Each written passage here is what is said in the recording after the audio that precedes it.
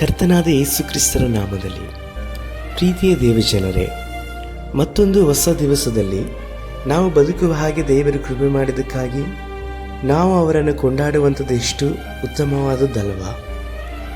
ಈ ದಿನದಲ್ಲಿ ಸಮಾಜದಲ್ಲಿ ಎಲ್ಲೆಂದರಲ್ಲಿಯೂ ಮನುಷ್ಯರು ಅನೇಕ ಕಾರ್ಯಗಳ ಒತ್ತಡದಿಂದ ಬದುಕ್ತಾ ಇರುವಂಥ ಜೀವಿತವನ್ನು ನಾವು ನೋಡ್ತಾ ಇದ್ದೇವೆ.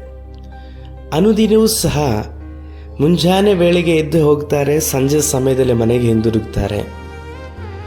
ಅವರ ಜೀವಿತದ ಪ್ರಯಾಸಗಳೆಲ್ಲವನ್ನ ಮನೆಯನ್ನು ನೋಡಿಕೊಳ್ಳುವಂಥದ್ದು, ಮಕ್ಕಳನ್ನು ನೋಡಿಕೊಳ್ಳುವಂಥದ್ದು, ಬದುಕಿಗೋಸ್ಕರವಾಗಿ ಜೀವಿಸುವಂಥದ್ದು, ನಾಳೆಗೋಸ್ಕರವಾಗಿ ಇಂದು ಪ್ರಯಾಸಪಟ್ಟು ಆ ಪ್ರಯಾಸದ ಜೀವಿತದಲ್ಲಿ ತೃಪ್ತಿ ಇಲ್ಲದೆ ಇರುವಂಥದ್ದನ್ನು ನಾವು ನೋಡುತ್ತಾ ಇದ್ದೇವೆ. ಇಂದು ನೀವು ಸಹ ಹಾಗೇ ಇದ್ದೀರಾ? ದೇವರಾಗಿರುವಂಥ ಕರ್ತನು ಹೇಳ್ತಾರೆ, ನಾನು ಬಳಲಿದವರನ್ನು ತಂಪುಗೊಳಿಸಿ ಕುಂದಿದವರೆಲ್ಲರನ್ನೂ ಸಹ ತೃಪ್ತಿಪಡಿಸುವನಷ್ಟೇ ಎಂಬುದಾಗಿ ಹೇಳಿ. ಹೌದು, ಯೆರೆಮೀಯ 31:25 ನಿಮ್ಮ ಕೂಡ ದೇವರು ಮಾತನಾಡ್ತಾ ಇದ್ದಾರೆ. ಇಂದು ನೀವು ತೃಪ್ತಿ ಇಲ್ಲದೆ ಇರುವಂಥ ಜೀವಿತದಲ್ಲಿ ಇದ್ದೀರಾ? ಕಾರಣ ಇಷ್ಟೇ, ದೇವರ ಮೇಲೆ ಇಡತಕ್ಕ ಭಯಭಕ್ತಿಯನ್ನು ಇಡೀರಿ.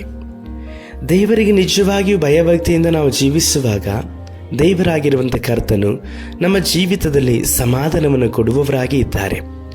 ಸಂತುಷ್ಟಿ ಸಹಿತವಾದಂಥ ಭಕ್ತಿ ದೊಡ್ಡ ಲಾಭವೇ ಸರಿ ಎಂಬುದಾಗಿ ಹೇಳಿ ಅಪೊಸ್ತಲನಾದಂಥ ಪೌಲರು ಹೇಳುತ್ತಾರೆ.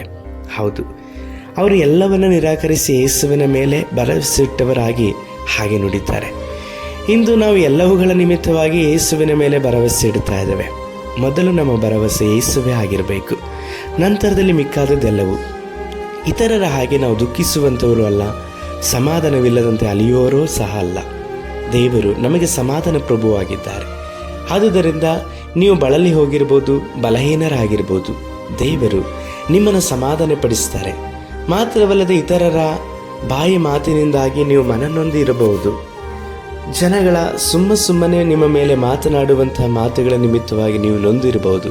ಆದರೆ ದೇವರು ನಿಮ್ಮ ಜೀವಿತದಲ್ಲಿ ಅವರೇ ಹೇಳ್ತಾ ಇದ್ದಾರೆ, ನಿಮ್ಮನ್ನು ಕುಂದಿದಂಥ ನಿಮ್ಮ ಮನಸ್ಸನ್ನು ತೃಪ್ತಿಪಡಿಸುವವರಾಗಿದ್ದಾರೆ.